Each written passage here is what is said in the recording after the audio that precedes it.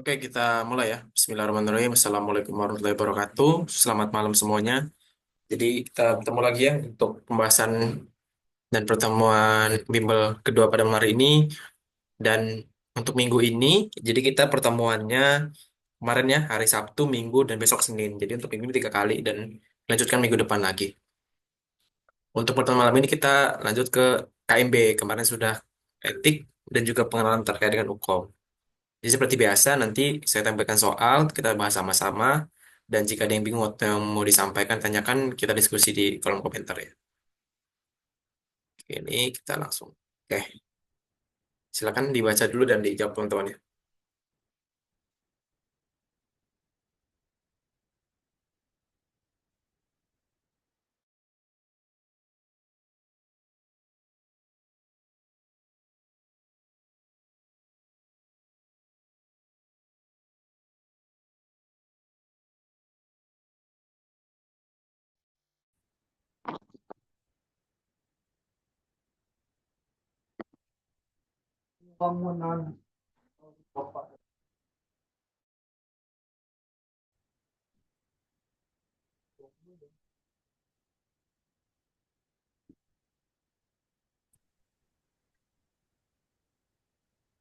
Banyaknya orang 10 aja.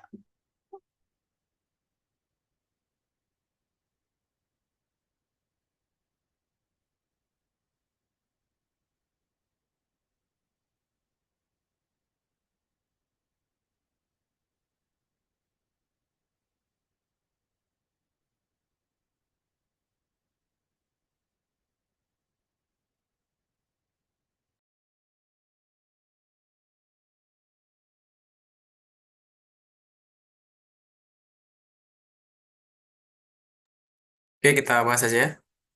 Jadi dari soal ini kan pertanyaannya, apakah tindakan keperawatan yang tepat? Jadi yang tepat itu berarti fokus pada tindakan keperawatan yang tepat ya di sini ya. Jadi kita fokus pada masalah yang diuraikan. Nah, uraikan di sini masalahnya apa? Kita lihat, dia keluhan sesak ya, ada rongki kan, terpasang, jadi udah terpasang NRM nih. Berarti kita lihat, oh dia sesak terpasang NRM. Berarti permasalahan untuk breathingnya sudah clear. SP295 nih, karena proses sesak itu dan terpasang NRM. Kedua kakinya edema, bengkak ya. Urin pekat dari tekan di daerah pinggang. Ini bisa kita curigai memang dia CKD atau gagal ginjal. Lalu tekan darah 110 masih normal saja, nada juga cenderung cepat tapi masih dalam kategori normal, respirasi cenderung cepat. Suhu 37 masih normal. Apa tindakan keperawatan yang tepat? Jawabannya adalah ya, E, yaitu pemberian diuretik. Kenapa E? Kita lihat kalau terapi oksigen kurang tepat karena walaupun dia sesak tapi udah terpasang rem. Jadi ini udah teratasi ya. Ini udah teratasi. Lalu untuk pilihan yang B antipiretik. Ini untuk obat demam antipiretik jadi ya. Oh, ya, obat demam. Ini juga sudah bukan. Ini dalam ini 37 masih normal, jadi nggak perlu suction. Nah, perlu diketahui suara napas itu nanti kita lebihnya belajar digadar sih. Tapi pada intinya suara napas itu terbagi menjadi dua ya teman-teman ya. Suara napas nih mungkin untuk sekedar tahu yang udah tahu kita diskusi. Jadi suara napas itu masalah napas ya, masalah pernapasan. Ini aja deh terbagi menjadi gini coret bisa nggak ya? Masalah pernapasan itu terbagi menjadi dua ya. Ini kita coret. Masalah pernapasan terbagi menjadi dua. Ya, masalah malah lama gini ya. Masalah pernapasan. Langsung dulu saja deh. Ini nggak pakai anu coretan usaha. Jadi masalah pernapasan ya. Itu ada namanya suara airway dan suara gangguan breathing, breathing. Nah, perlu dibedakan. Nah, kalau suara airway ini dia itu nggak perlu pakai stetoskop sudah terdengar. Contohnya apa? Gargling, snoring, stridor. Nah,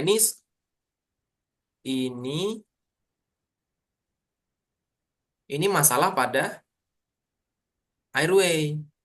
Jadi tidak perlu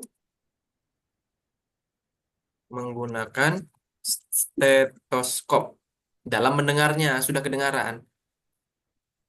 Nah, kalau suara breathing ini harus menggunakan stetoskop.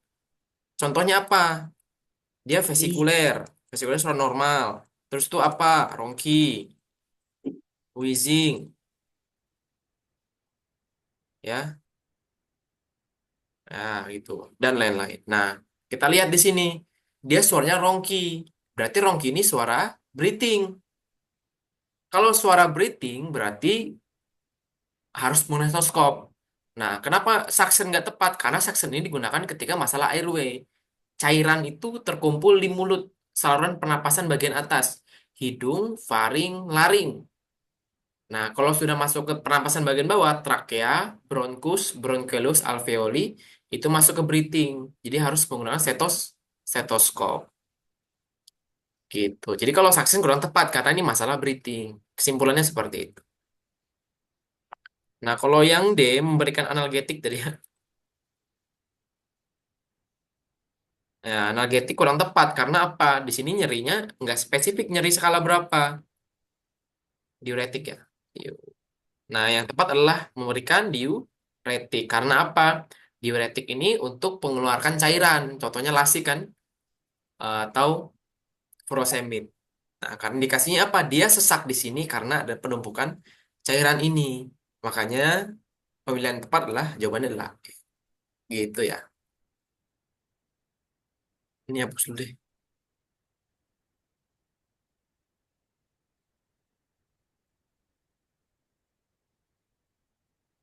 Kita lanjut ya.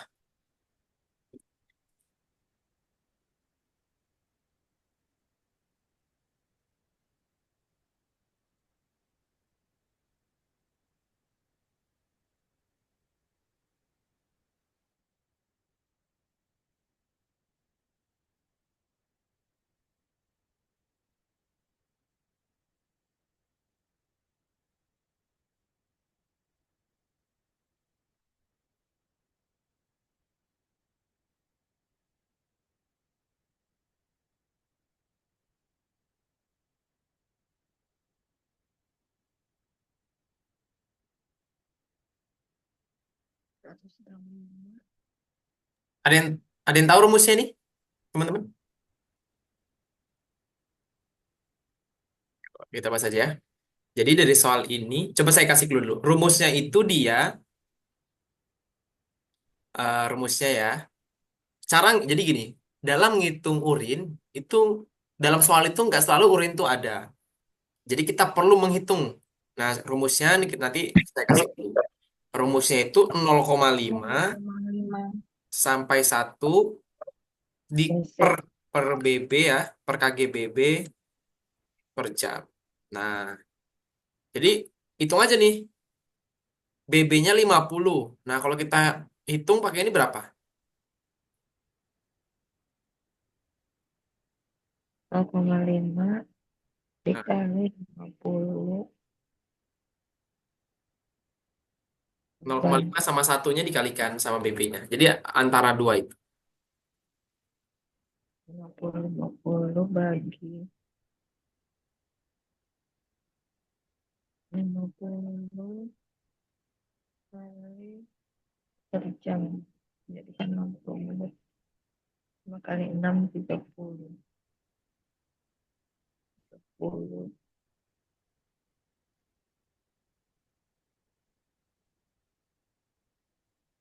Jelasin aja Kak, maaf. Bingung nggak masih ngitungnya?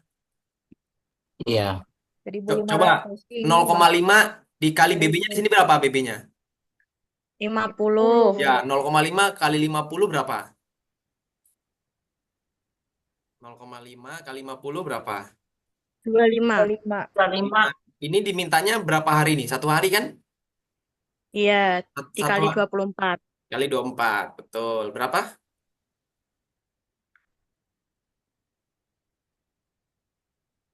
600, 6?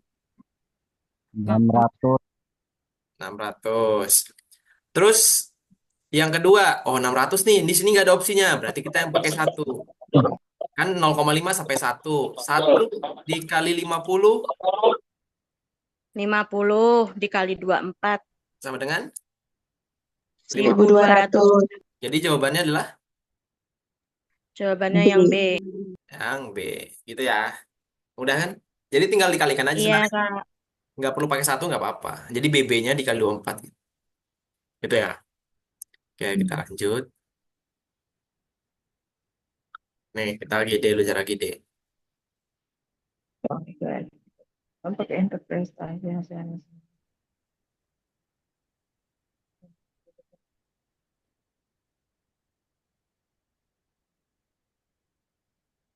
7,35 turun ke bawah. Naik respiratorik,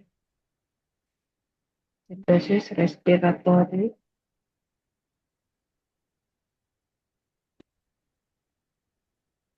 Kita bahas aja ya. Masih bingung nih untuk ini?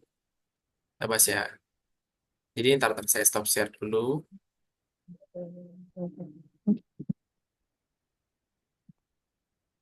Eh,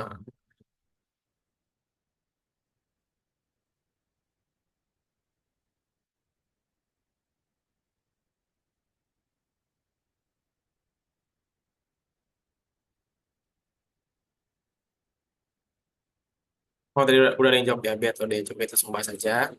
Kita ke materi dulu ya. Nah, jadi pelan-pelan saya jelaskan ya. Jadi ini cara interpretasi AGD. Sebenarnya AGD ini dalam soal itu bisa muncul ya minimal satu soal sih. Ada juga 2 sampai 3 gitu. Nah, jadi untuk interpretasi pertama tuh kita harus mengetahui nilai normal dulu. Normal AGD. Normalnya berapa?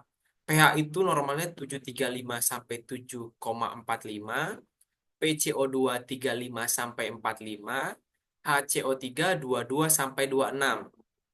Jadi ini nilai normal yang memang dipakai atau diperlukan untuk menginterpretasi AGD. Nah, jadi langkah pertama itu memang harus tahu dulu apa aja yang diinterpretasi dan nilai normalnya berapa. Tapi nanti dalam dalam komputernya itu sebenarnya sudah ada nilai normal yang bisa dicek. Nanti patokannya di situ aja. Nah, pertama tentukan pH. pH itu kan normalnya tadi pH 7,35 sampai 7,45. Nah, kalau di bawah 7,35 maka dia asidosis namanya. Kalau di atas 7,45 maka alkalosis. Nah, kalau ada soal pH-nya itu 7,50 berarti dia apa, guys?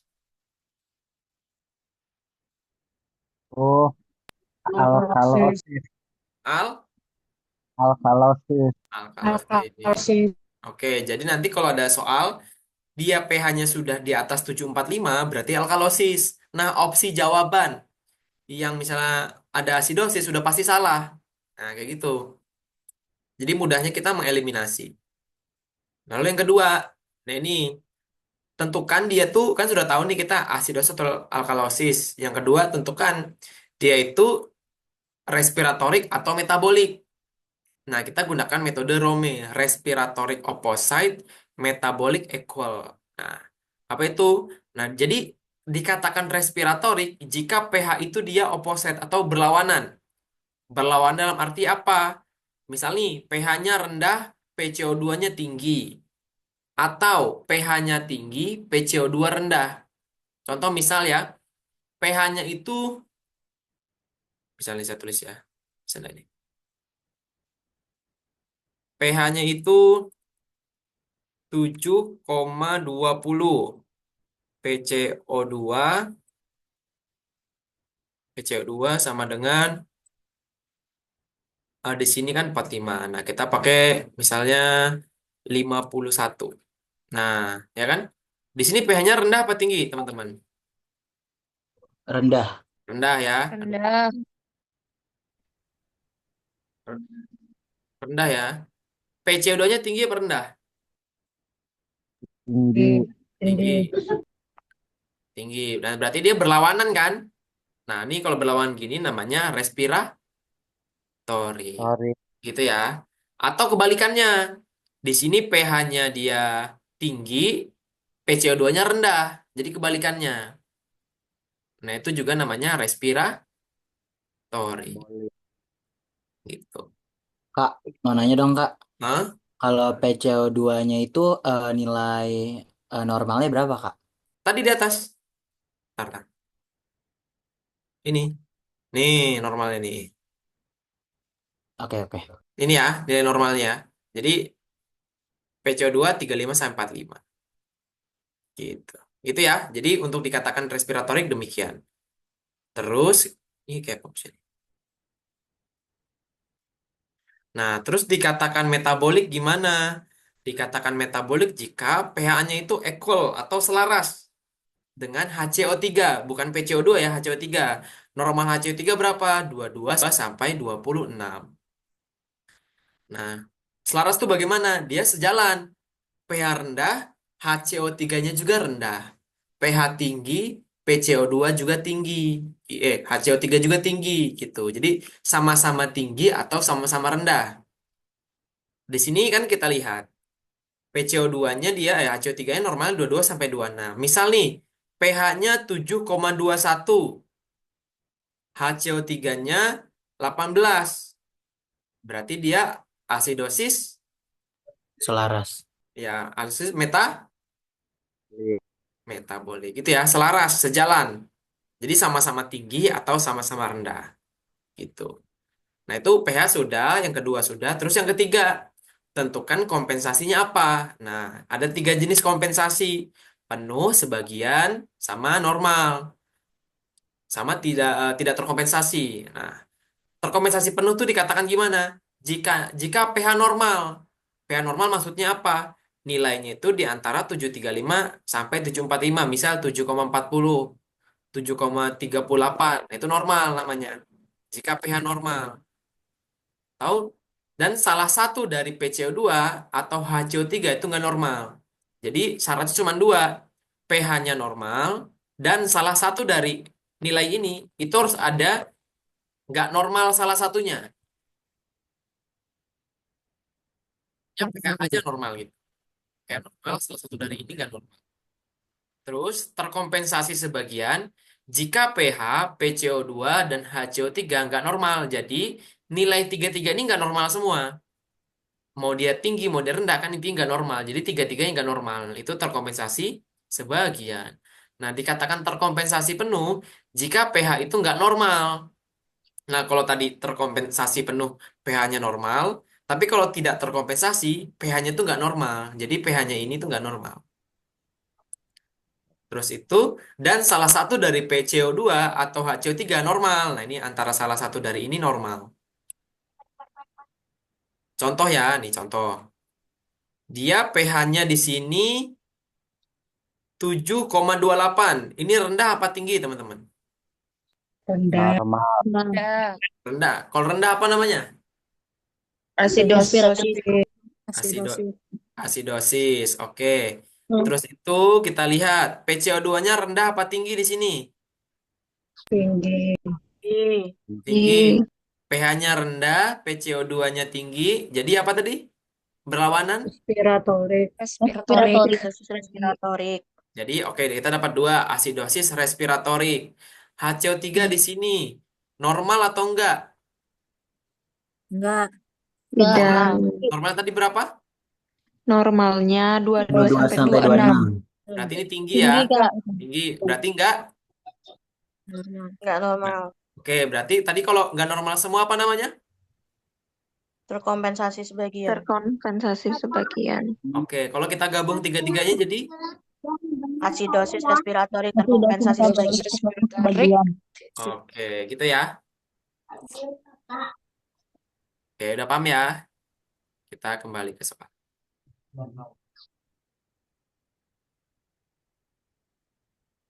Oke. Nah, kalau dari sini jawabannya apa jadi? Asidosis respiratorik. E. E. Asidosis respiratorik Ya ke E. sebagian. Ya, kita lihat jawabannya adalah ya Kita lihat jawabannya. Di sini dia HCO3 normal apa enggak? Normal. Normal. pH-nya di sini? Enggak. Rendah. Enggak. Nah, Enggak. berarti asidosis ya. PCO2-nya di Ya. sini kita lihat 61, tinggi kan? Tinggi. Iya, Ya. tinggi. Nah, kita dapat asidosis respiratorik. Nah, Sorry. tadi Sorry. salah satu dari PCO2 atau HCO3 normal, apa namanya? Berkompensasi sebagian. Bagian. Kompensasi. Asidosis respiratori Terkompensasi penuh. Salah satu yang normal. Terkompensasi penuh. Kalau penuh tadi pH-nya normal, ya kan? Sebagian. Kebagian. Tidak. terkompensasi. Terkompensasi. Oh, B. Ya. Jadi jawabannya adalah B. B. B. Ya, B. betul. Kalau misalnya Putri. terkompensasi sebagian, harus nggak normal Tiganya. tiganya. Kalau dia tidak terkompensasi, yaitu page Salah salah satu. satu dari ini atau ini harus Normal. normal. Kalau terkompensasi penuh, pH-nya yang Normal. normal. Jadi jawabannya nih B ya. Saya tandain ya. Tadi kayaknya hilang deh anunya. Ini untuk latihan sih. Oke, kita lanjut. Ini jawabannya.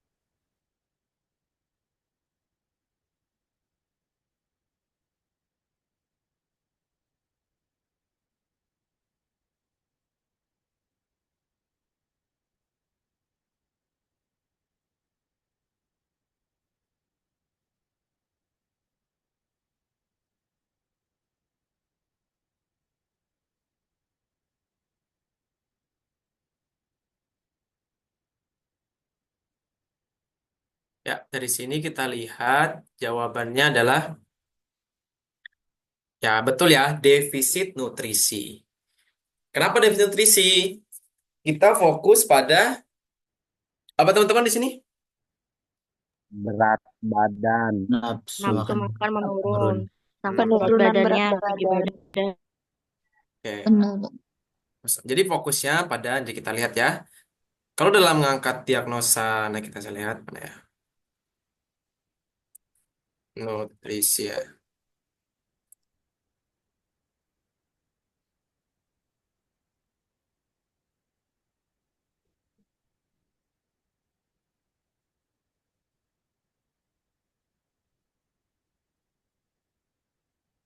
Bentar ya.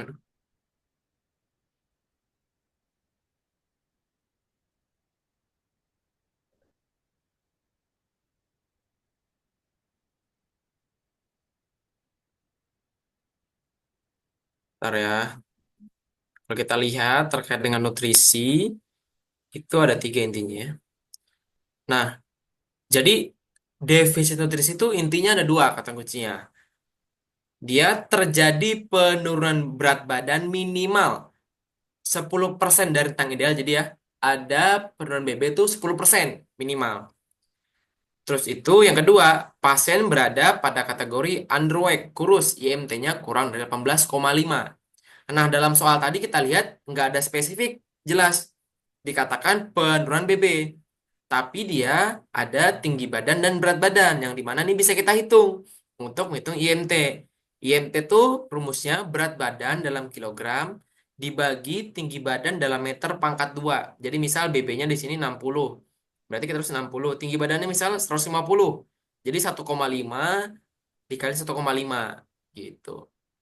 Nah, dalam soal tadi kita lihat, ya kan? Dalam soal tadi kita lihat untuk Nah, dalam soal tadi kita lihat di sini berat badannya 36 kilo, tinggi badannya 150. Maka kita lihat jawabannya adalah ya defisit nutrisi yang dimana dalam soal ini IMT-nya tuh cuman 16 kilogram per milimeter pangkat 2. Sedangkan IMT normal tadi, nih. Jadi dia di underweight ya, di bawah normal. Maka dari itu dia masuk dalam kategori IMT yang tidak bagus. Maka dari itu jawabannya adalah defisit nutrisi. Gitu. Oke, kita lanjut.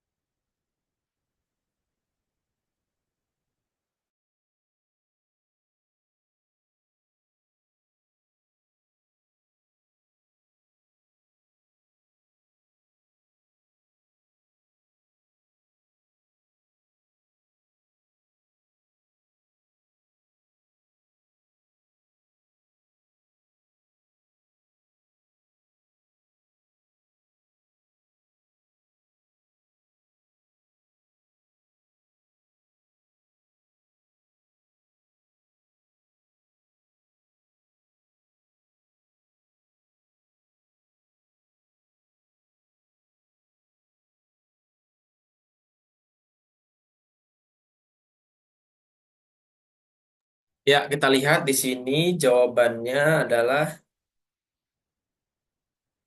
ya, betul ya C, intoleransi aktivitas.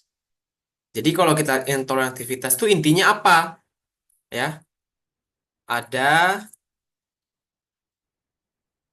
perubahan TTV setelah beraktivitas ya.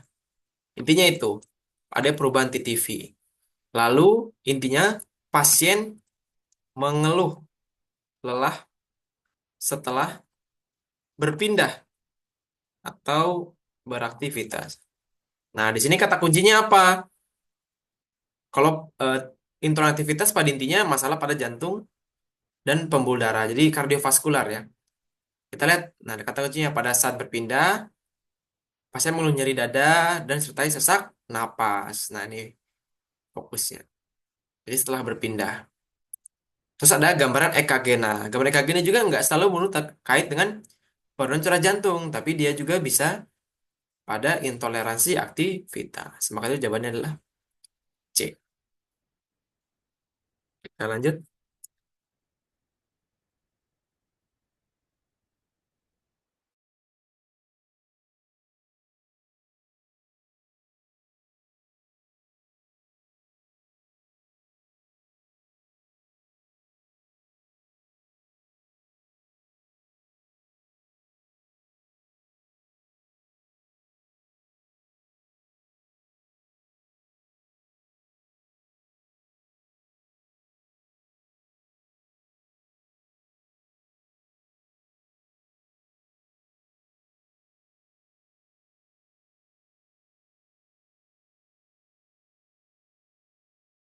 Oke, kita lihat dari sini. Nah, udah baik jawab. Jawabannya adalah ya, betul ya. Gangguan mobilitas fisik.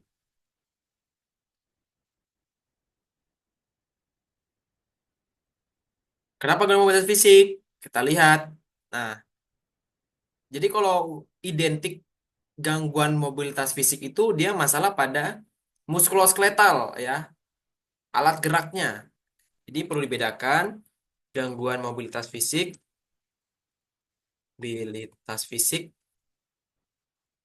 masalah pada muskuloskeletal ya, masalah pada otot-ototnya, alat geraknya. Nah, kita lihat di sini identik dengan apa? Pasien stroke atau pasien fraktur, pasien patah tulang itu spesifik sekarang.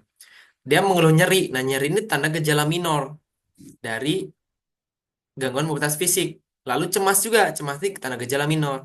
Dia kekuatan otot menurun, rentang gerak menurun. Nah, ini masalahnya. Pengecohnya sini IMT 30. Wah, ini bisa ngangkat obesitas nih. Cuman yang lebih aktual dan yang lebih harus ditangani adalah masalah gangguan mobilitas fisiknya. Sehingga jawaban yang tepat adalah gangguan mobilitas fisik. Ya, oke kita lanjut.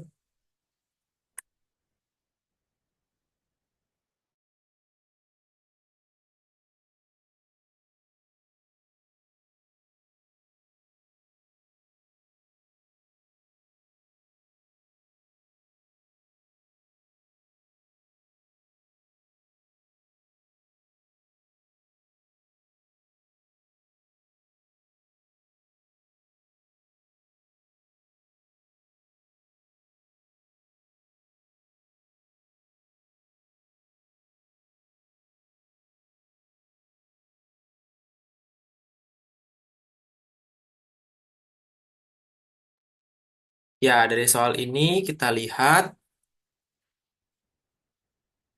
udah baik jawab. Jawabannya adalah betul, nyeri akut. Nah, soal seperti ini sebenarnya mudah dianalisis. Jadi kalau kita udah lihat nyerinya sudah tinggi, berat ya, ya apalagi dia nggak ada masalah pada airway breathing-nya, ya nyerinya ini kan karena sesak ini karena nyerinya ini, ya maka jawabannya adalah nyeri akut. Udah pasti itu kalau udah masalah. Nah, skala nyerinya di atas 7 ke atas itu masalah 6 ke atas ya. Nggak ada masalah pada ABC-nya, maka jawaban bisa nyeri akut. Lanjut.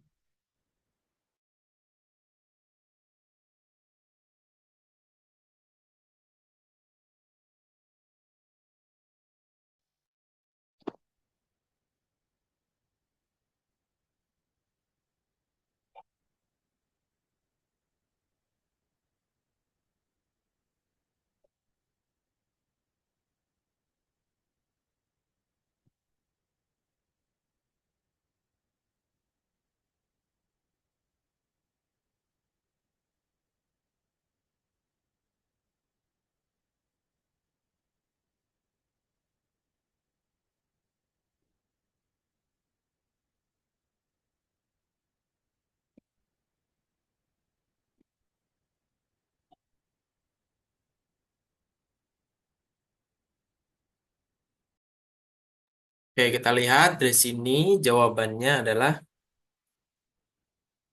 ya, betul ya, perfusi perifer tidak efektif. Kenapa jawabannya E? Jadi kalau kita lihat ya, ap- apa sih perfusi perifer itu? Coba kita lihat dulu materinya.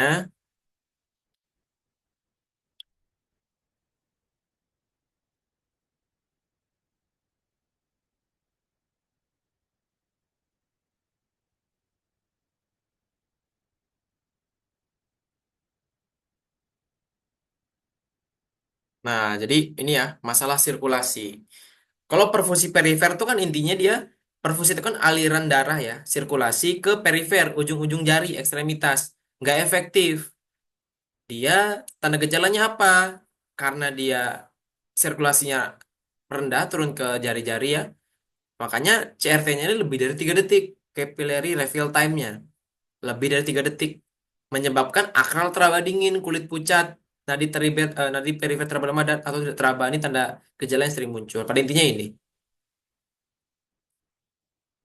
Nah, kalau peluncuran jantung ini masalahnya dia ada ketidakikatan jantung pompa darah. Contohnya ada kata kuncinya palpitasi atau dada berdebar, ada yang gambaran EKG abnormal, ya distensi vena jugularis, frekuensi jantung merontok meningkat. Kalau gangguan sirkulasi spontan ini biasanya berhenti jantung atau serangan jantung. Dia jarang banget sih. Cuman pada intinya dia bisa sama sekali nggak ada nadinya, ya. Atau nadinya itu ada gangguan kurang dari 50 atau lebih dari 150. Tekanan darahnya juga drop menurun atau meningkat. Ada tanda gejala berupa gambaran EKG aritmia letal ataupun aritmia mayor. Kita kembali. Hmm. Nah, kita lihat di sini. Nah, karena propus perifer, karena CRT-nya lebih dari 3 detik. Nah, itu udah kata kuncinya. Dan tidak ada masalah pada edema dan lain-lain. Kalau masalah ada edema, bengkak, dan lain-lain, bengkaknya ini bukan karena cairannya, karena dia keluhan kaki bengkak, kesemutan. Jadi, karena memang sirkulasinya tidak lancar. Menandakan CRT-nya lebih dari 3 detik. Berarti jawabannya adalah propus perifer tidak efektif. Oh, ini sudah pernah, udah saya tulis lagi. Ini jawabannya apa nih? Sekali kita bahas ya.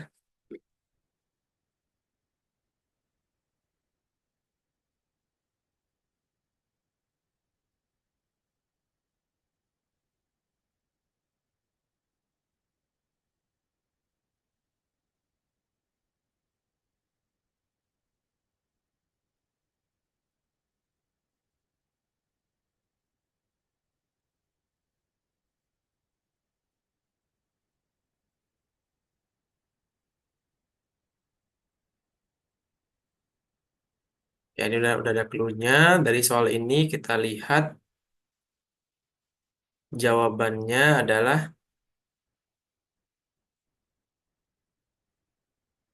Ya, ya, posisikan pasien dengan kepala lebih rendah daripada kaki. Ini udah saya buat pembahasan sih. Jadi intinya pasien mengeluh pusing, lemas, berkeringat dan pandangan kabur, tekanan 90/70. Nah, di 92 kali per menit. Terus dia habis menjalani hemodialisa. Ini menandakan apa? Pasien ini dia hipotensi menyebabkan apa? Resiko perfusi cerebral. Jadi sirkulasinya ke otak itu nggak lancar. Nah, kalau kita lihat berikan minum pasien ini kan indikasinya untuk dehidrasi atau hipoglikemi. Ya, misalnya minuman manis, hipoglikemi. Sedangkan di sini nggak ada spesifik gula darahnya berapa. Terus dia pasien gagal ginjal juga, bukan pasien DM. Tinggikan kepala. Nah, kepala ini khusus untuk tinggikan kepala itu spesifik untuk pencegahan peningkatan tekanan intrakranial. Misal pasien dengan apa? Dengan cedera kepala berat atau cedera kepala ringan akibat benturan gitu ya. Nah, kalau menurut tanda vital berkala dapat dilakukan setelah ini nanti E ya. Jadi option yang C ini dia berkala setelah yang E. Berikan balsam kepada pasien. Nah, ini bukan prioritas. Ini hanya mengurangi ketidaknyamanan aja. Tapi masalah utamanya nggak ditangani. Makanya pastikan dengan kepala rendah daripada kaki. Agar apa? Sirkulasi darah ke kepala tuh lebih lancar, lebih cepat. Makanya posisinya Trendelenburg. Jadi dia elevasinya kepalanya lebih rendah daripada kaki. Gitu ya. Nah, kita ke infus. Kamu caranya infus ya.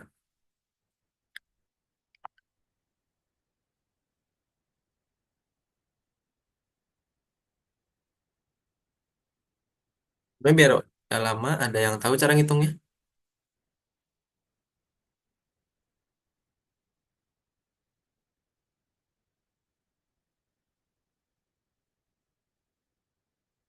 Kalau masih bingung bilang aja ya. Jadi kita langsung bisa bahas.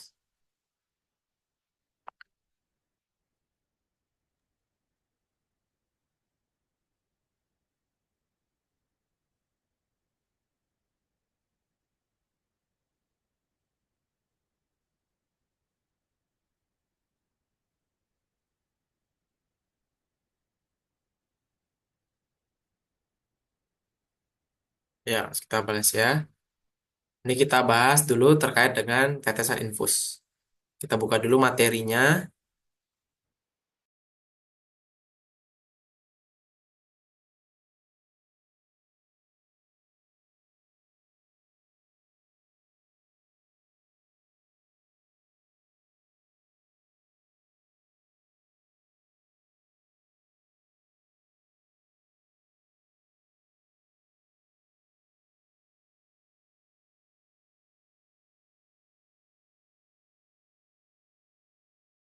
Nah, jadi terkait dengan infus itu ada dua ya untuk faktor tetesnya.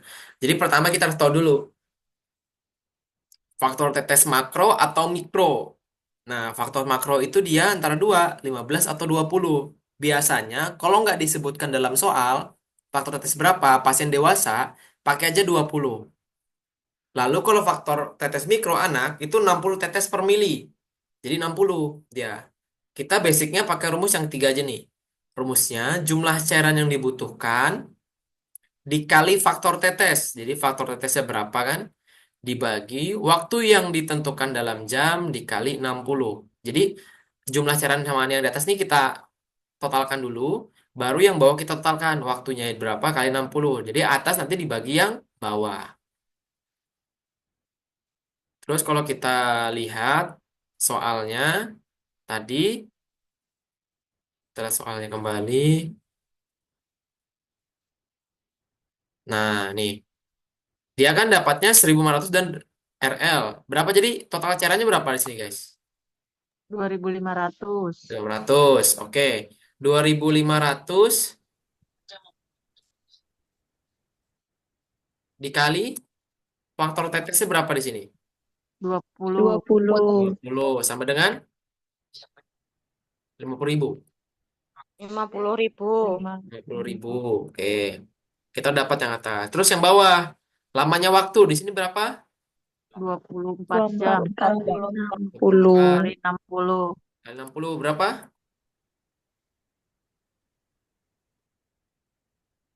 60. 1444. 1440. 1440. 1440. Berapa? 1440. 50.000 dibagi 1440. Berapa hasilnya?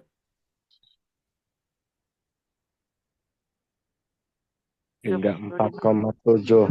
34,7 dibulatkan menjadi 35. 35 TPM. Jadi jawabannya adalah A ya. Ini rumus anunya. Bisa juga kita menggunakan rumus yang nih, entar. Tadi rumus yang keempat. Ini kelihatan enggak? Enggak ya? Kalau yang di infus. Ini ntar.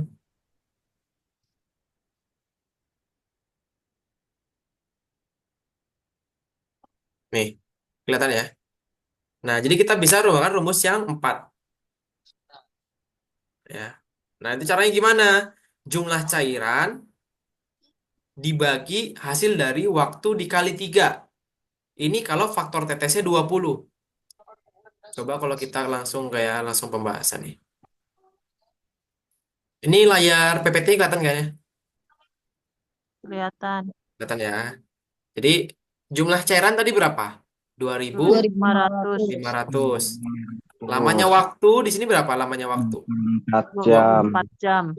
24. Faktor tetesnya berapa? 20. 20. 24. Tapi di sini faktor tetes 20, maka kita kalikan 3. 24 kali 3 berapa? 72. 72. 72. 72. Coba 2.500 dibagi 72 berapa? 5. 5. 2.500 4,7. bagi 72 sama dengan sama 34,7. 34,7. Sama ya hasilnya ya? Ya, Oke. Bisa ya? Jadi pakai ini. Oke, paham ya untuk infus ya? paham. Kita next ya. Nah, oke, lanjut.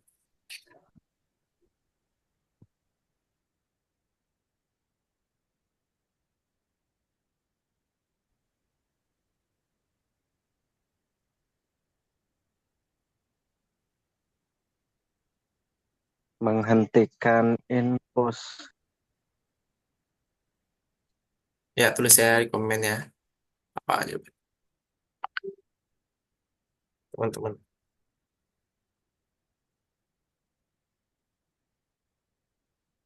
Ya, dari sini kita lihat jawabannya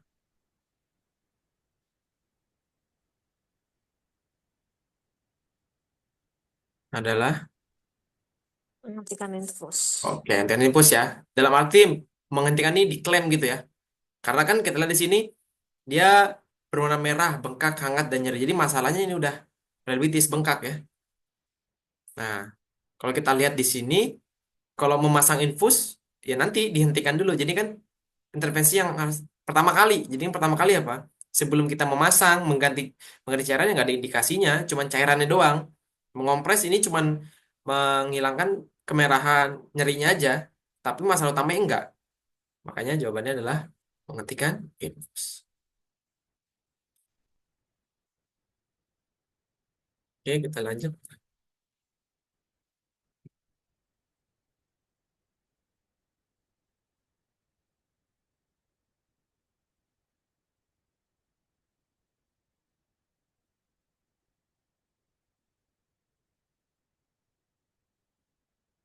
Skin test.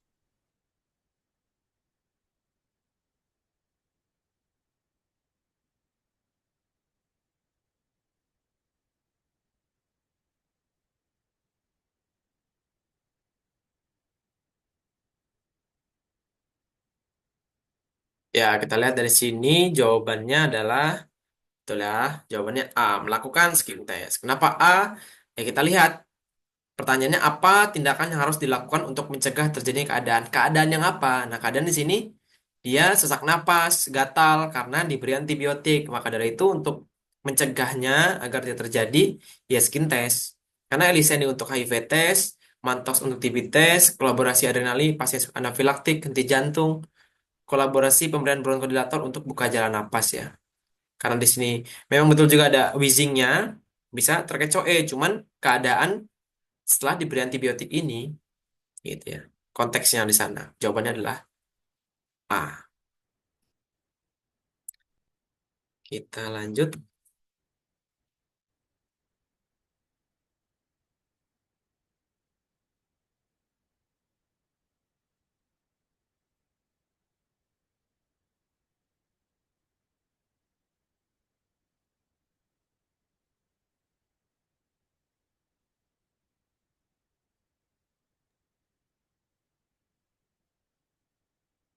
B.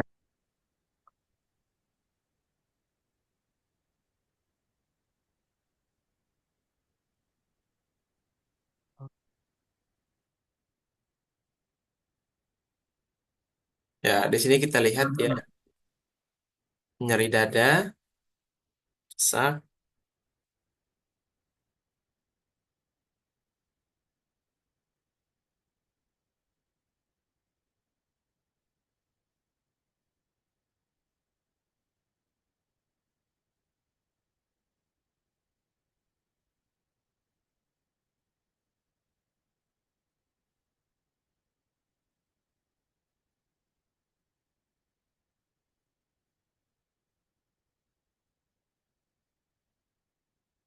Ya, kita lihat dari sini jawabannya adalah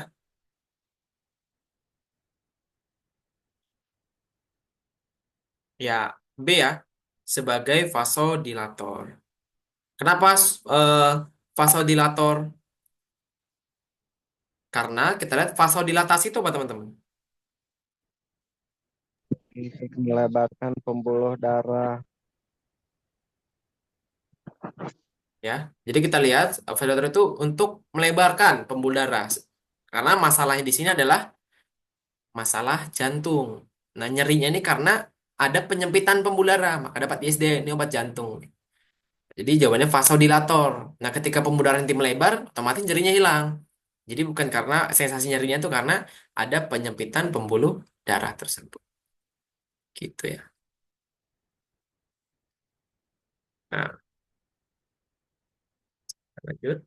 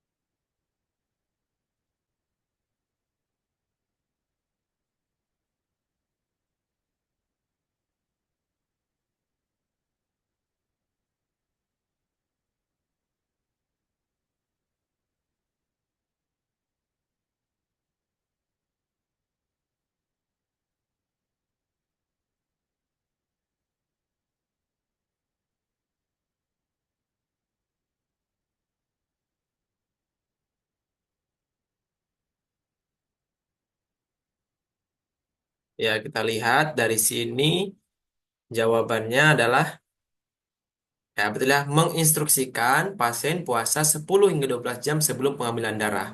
Hal ini karena kan, nah di sini kan untuk pemeriksaan profil lipid, profil lemak, kolesterol, HDL, LDL ya.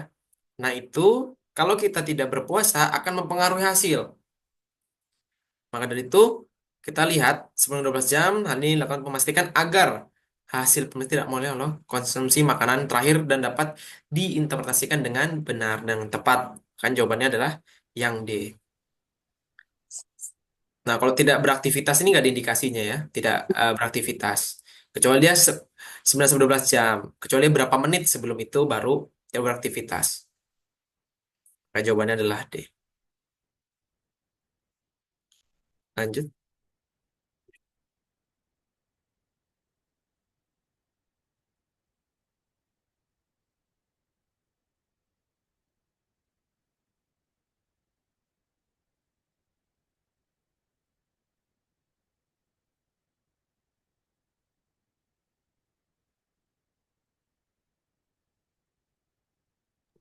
A. EKG.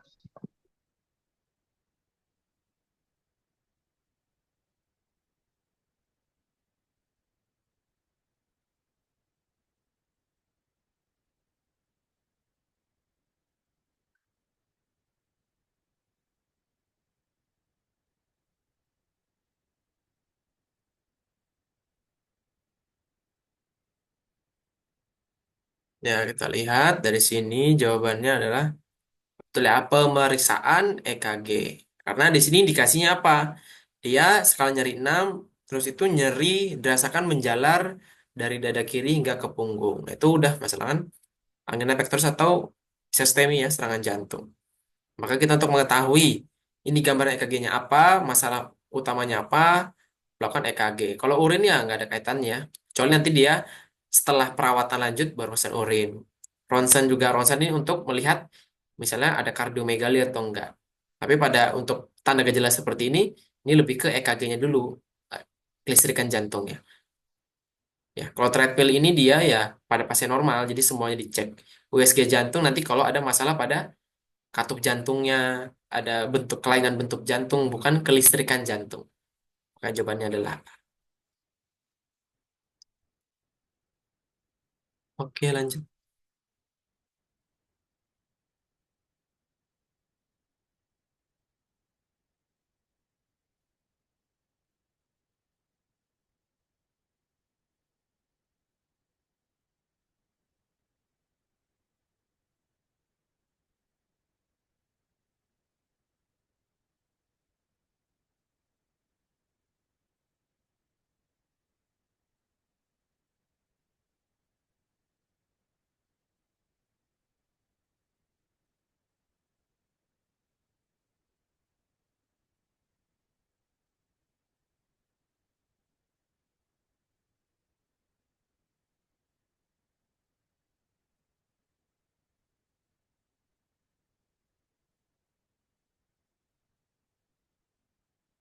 Oke, kita lihat dari sini jawabannya. Apakah prioritas masalah keperawatan?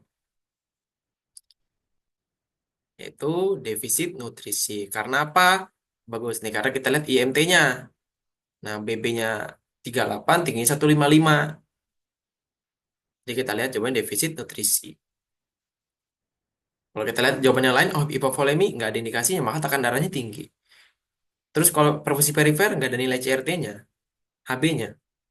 Kalau napas, dia cuman riwayat penyakit hipertensi nggak ada masalah napas ya. Jadi ini udah ada clue-nya. Dengan keluhan merasa mual, muntah, nafsu makan menurun. Oke, kita lanjut.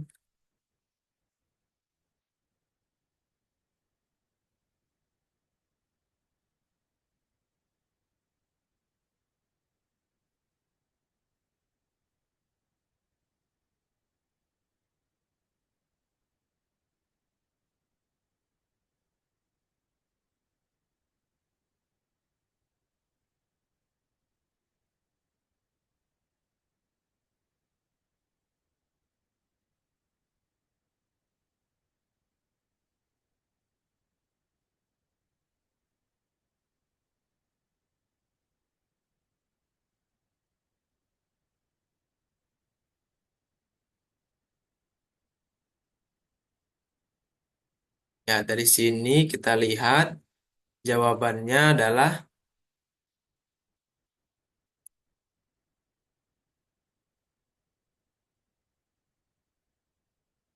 ya, C ya, mengkaji suara napas.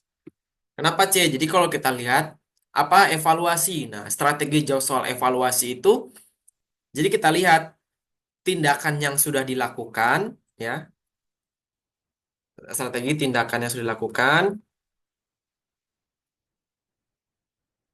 untuk mengatasi masalah apa gitu. Ini kata kalimat kuncinya. Nah, kita tindakan yang sudah dilakukan apa? Dia nebu.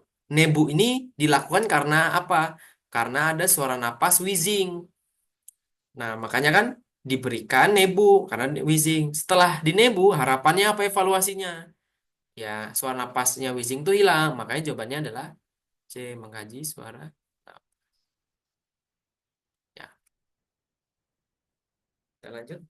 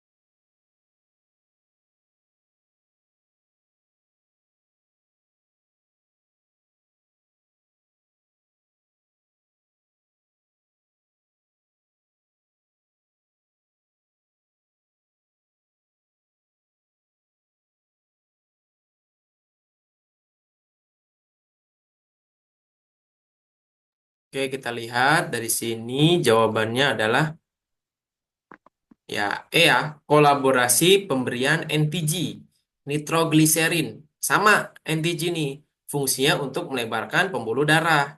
Nah, kita lihat masalahnya apa di sini. Penyakit dalam dengan keluhan nyeri daerah leher menyebar ke punggung kiri, skala nyeri 6. Nah, ini kita menunjukkan ada ST elevasi, ada ada ST elevasi infak miokard ya, STEMI, miokard infark. Nah, untuk agar melebarkan pembuluh darah, salah satunya tadi obat NDG, nitrogliserin. Berarti itu jawabannya adalah yang E. Kalau jawabannya membatasi aktivitas ini nanti setelah diberikan NTG baru bisa dibarengi dengan ini. Gitu.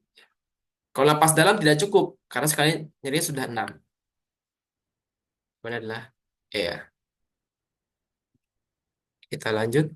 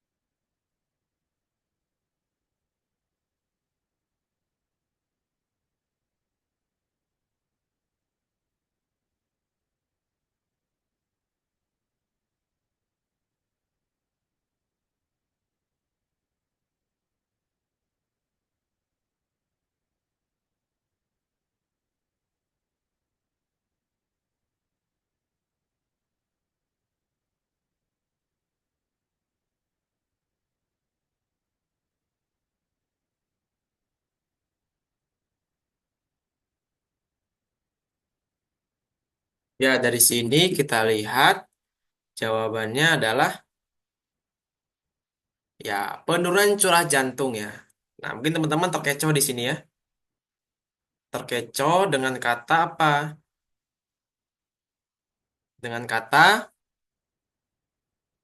sesak saat beraktivitas ataupun adanya edema. Nah, kita lihat di sini spesifik ada CTR, kardiotorakorasio. Nah, CTR ini kita lihat dia permasalahannya itu pada kardiomegali, pembesaran pembuluh darah jantung. Maka dari itu kita lihat edema juga itu jadi gini. Edema itu indikasinya dua, kalau nggak dia hipervolemi atau penurunan curah jantung. Nah, penurunan curah jantung ini kita lihat masalahnya apa? Adanya kardiotorakorasio, sesak dirasakan saat beraktivitas ini dia sebagai pengecohnya. Nah, tapi pada intinya dia adanya sianosis nih, karena sirkulasinya, karena ada ketidakefektifan jantung dalam pompa darahnya. Maka dia itu jawabannya adalah yang C. Gitu. Coba saya ntar lihat ya.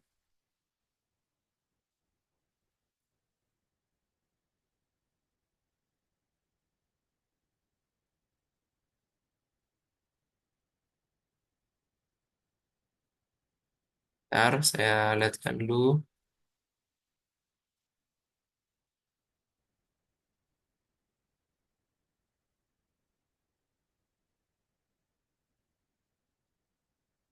Cara jantung.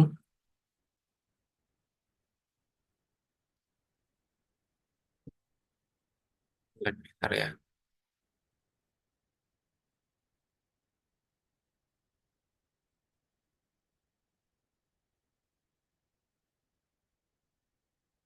Oke, coba kita lihat dulu.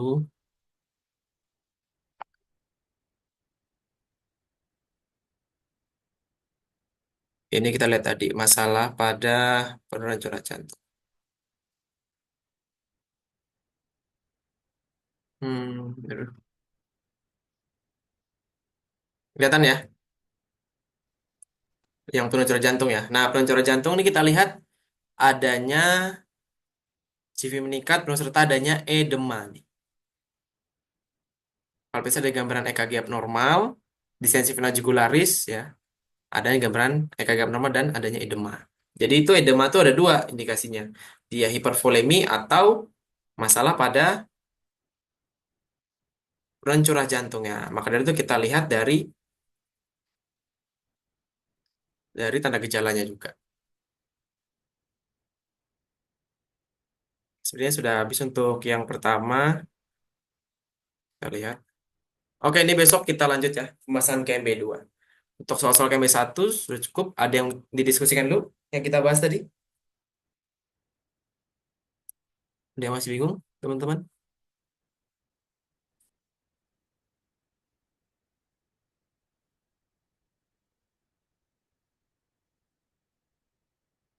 Ini saya berhentikan record dulu ya.